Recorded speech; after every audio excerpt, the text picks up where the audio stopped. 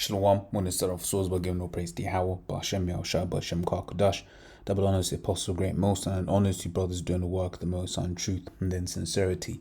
Yahweh's raw name, of whom the world ignorantly calls God, Jehovah, or Yahweh. His raw name is Yahweh. His son's true name is Yahweh Shai. And when we pray Yahweh, Ba'ashem Yahushua, Ba meaning in, Ha meaning the, and Sham meaning names, Yahweh, in the name of Yahweh Shai.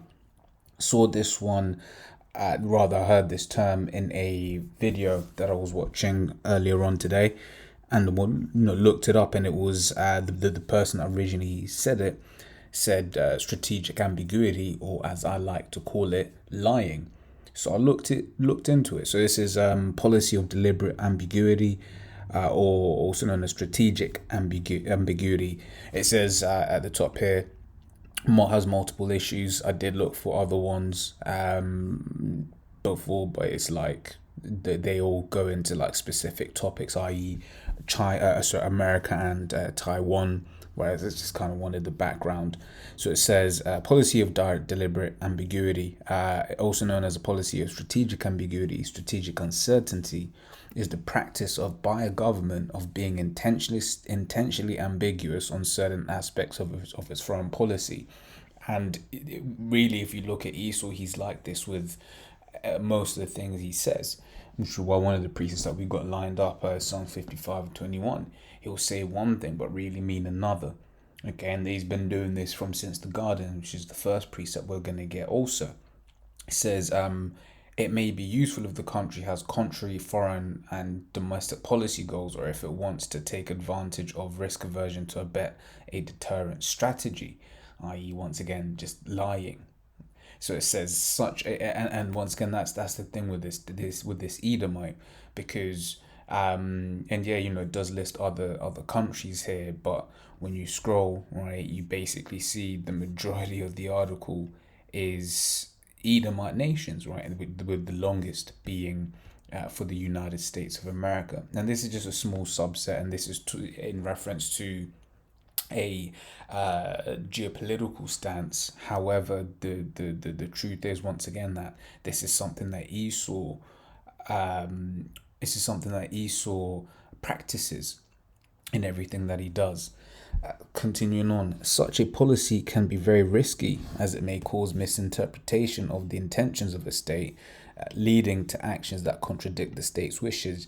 For example, one of the ones as spoken of, The United States has historically and presently has a policy of strategic ambiguity in several issues. Taiwan, it says the issue is at the cornerstone of U.S., Taiwanese, and central sticking point in U.S.-China relations. The policy was intended to discourage both the unilateral declaration of independence leaders and an invasion of Taiwan. So basically, America wants to just keep control over that particular pile of land for their own interests. I was thinking about this earlier on, preparing this lesson, and that is, imagine America could just tomorrow build the best microchips in the world. They would stop caring about Taiwan, because that's the nature of this devil. One of my favorites, it says Sirach, that's not the one. My memory's not the best, Salakia. If he hath need of thee. Fucking hell. Salakia, let me just look for it real quick.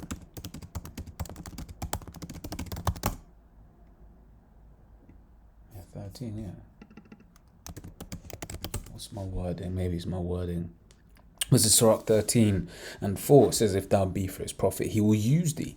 But if thou have nothing, he will forsake thee. If thou have anything, he will live with thee. He will make thee bear and will not be sorry for it. I.e., he will be two-faced.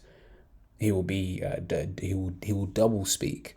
And once again, this policy of ambiguity or strategic ambiguity is exactly that. It is double speak. Esau's just basically getting the best of both worlds. It says, if thou be for his profit, he will use thee, but if thou have nothing, he will forsake thee. If thou have anything, he will live with thee, yea, he will make thee bear and will not be sorry for it. If he have need of thee, he will deceive thee, he will lie to thee, he will smile upon thee. Oof! and put thee in hope. Yeah, you'd be thinking you're in good case.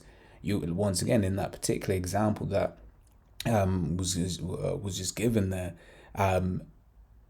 If America could do it without Taiwan, that America would let Taiwan just disappear.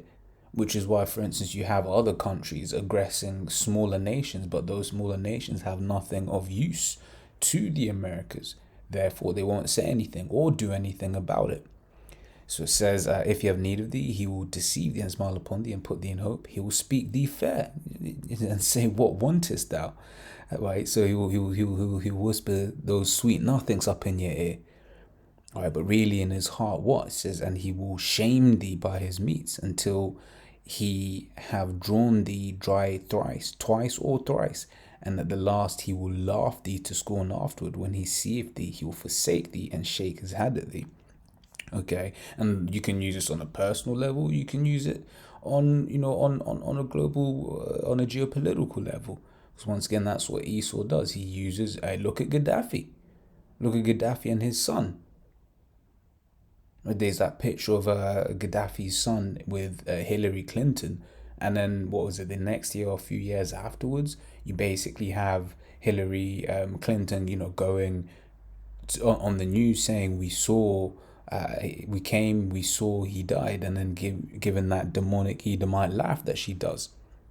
That's exactly what this devil does. That's his MO. He's a liar, and this is almost enshrined in law. Right, this idea of strategic ambiguity. Like, oh, look, I'm not going to tell the truth. Okay, but as hinted on earlier on, this is something that he has been doing from the very beginning. This is Genesis 3 from the top. Now the serpent was more subtle than any beast of the field which Yahweh had made. And he said unto the woman, Yea, hath the Most High said, Ye shall not eat of every tree of the garden. And the woman said unto the serpent, We may eat of the fruit of the trees of the garden, but of the fruit of the tree which is in the midst of the garden, the Most High hath said, Ye shall not eat of it, neither shall ye touch it, lest ye die. And the serpent said unto the woman, Ye shall not surely die. Now this is being, this is a lie. Right? This is a lie stated as as fact, right? Because Relo's gonna say this is him being ambiguous, but then now I'm reading it's like he's just straight up lied, okay?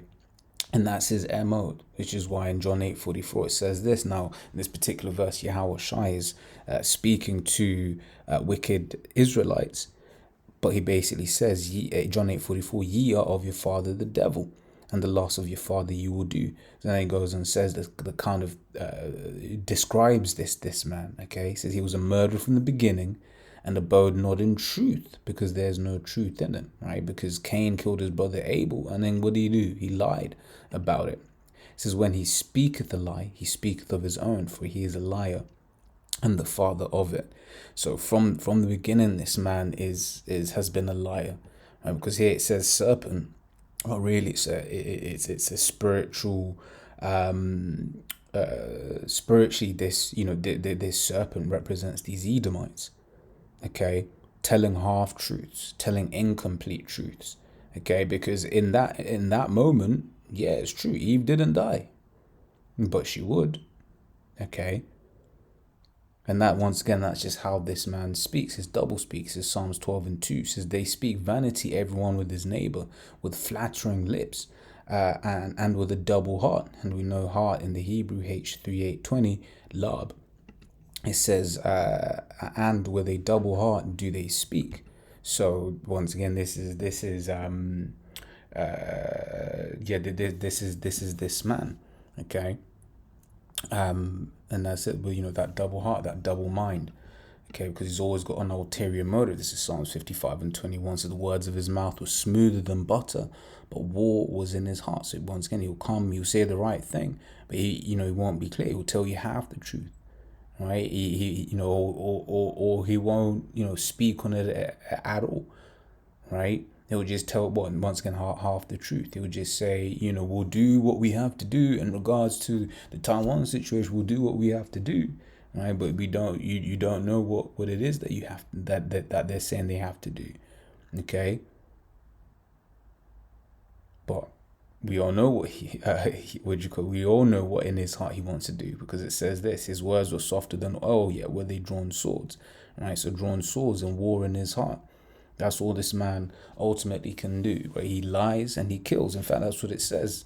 That's the two main things that it points out. So it says what he was a murderer from the beginning, abode not in truth. All right, so it says he's a killer and he's a liar.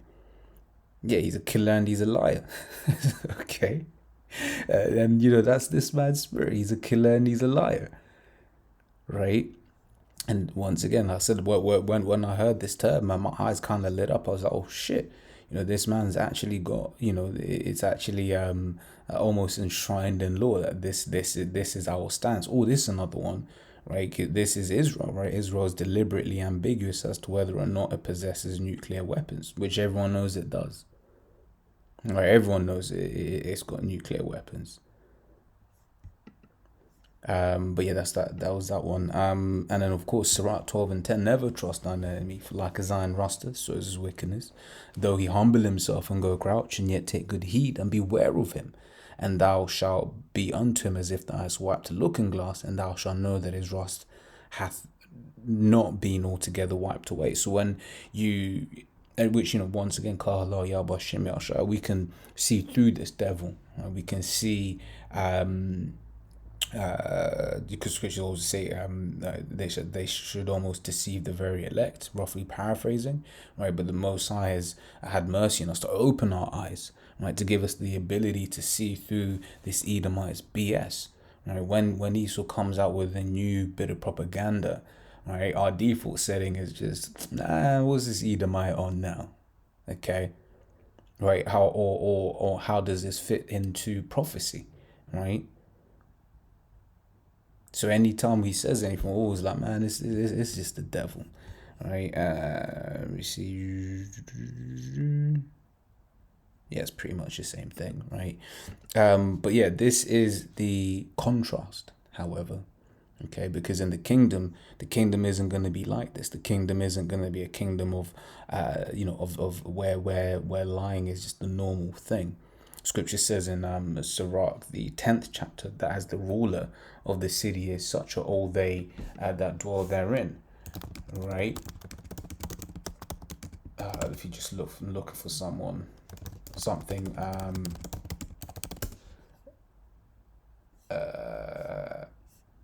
over, what do you call it? I'm just looking on my other screen for something. All right, I'm just gonna pop it to the screen and get straight to the point, right? New study shows that kids who tell lies are more successful later in life. Okay, and that's just it, because once again, Sirach 10th chapter, as rule of the city is, so are all they that dwell therein. I'm not going to get pretty much quoted it, right? Yeah, because Esau's the ruler of this world, right? But in our kingdom, it's not going to be so, right? Because, friends, we're commanded to be like this, right? Matthew 5:37, but let your communication be yea, yea, nay, nay, for whatsoever is more than these cometh of evil. How you get straight to the point, get asked a question, yeah, this is what it is. Oh, no, that's not what it is, right? Esau with his slippery tongue. If you ever watch like them, politicians at being questioned, man, they just worm through things, man. Especially like the press secretary of the United States, they just worming through things. Yeah, they're just lying, right? Just being ambiguous, giving you what's the leaving room for plausible deniability. It's like, oh, in fact, and that goes hand in hand with this, right? Oh, it wasn't, what do you call it? It wasn't really me, or no, I never actually said that. That's this devil. In the kingdom, it ain't gonna be like that, right? So, 2 Ezra 6:27. I'll start that, right? For evil shall be put out, and deceit shall be quenched, right? We live in a world full of deceit. We live in a world where, once again, if you're a good liar, you succeed in this life, right? No more in the kingdom, right? It says, as for faith, it shall flourish. Corruption shall be overcome, and the truth, which has been so long without fruit, shall be declared, right? And, starting off, the apostles and their teachers before them, on down, right? we're slowly getting into this phase where the truth is being declared. The truth is being declared all over the world, right? But in the kingdom, it's just going to be pure truth, right? All righteous, right? And the last precept, Psalms 85:11, truth shall spring out of the earth, and the righteous shall look down from heaven. Okay, and we can't wait for those days. It says in 2 Peter 3:13, right, that we seek a kingdom wherein dwelleth righteousness, and part of righteousness is the ability of telling the truth. Man, it's so messed up in this kingdom, right? You can't just like go and buy a second-hand car, right? In the ancient world, you could, you be a man's word was his word. If a man says, yo, this is legit, yeah, cool, it's legit. When I think about that also in the context of history, and just to really prove how much of an a-hole this Edomite is, because when you look at what do you call it, in the book of Ruth, right? Is it not? It's not Ruth. It's like it escapes me. What's the name of this book? But basically, the story behind Purim. I'm trying to remember what the. It's like it's escaping me right now. But in the story of Purim, that's what that was all about, right? When the king said something, that was it. That was the truth. That was the end of the conversation. Esther, the order. It was in the book of Esther. Once the king had basically said something, that was it, because the king's word was final. Once it was written, it was sealed. That was it. Okay, which is why there was in the book of Esther, there was the whole situation about after the king was like, oh shit, the plot had been uncovered and stuff like that, right, that the Lord ultimately delivered us from, right? But the king was like, oh shit, hey, look, man, I've decreed it. Okay, same was it with the building of the temple, right? There was like, look, it's written in the records that we can do it, right? But you look at to this Edomite kingdom, and it's not so, right? It is not that in this Edomite kingdom, right? A man doesn't even have his word, right? And what kind of a kingdom is that when you can't even trust a man's word? It's the basics, okay? So this has been a strategic ambiguity, right? Also known as lies. Till next time we say shalom.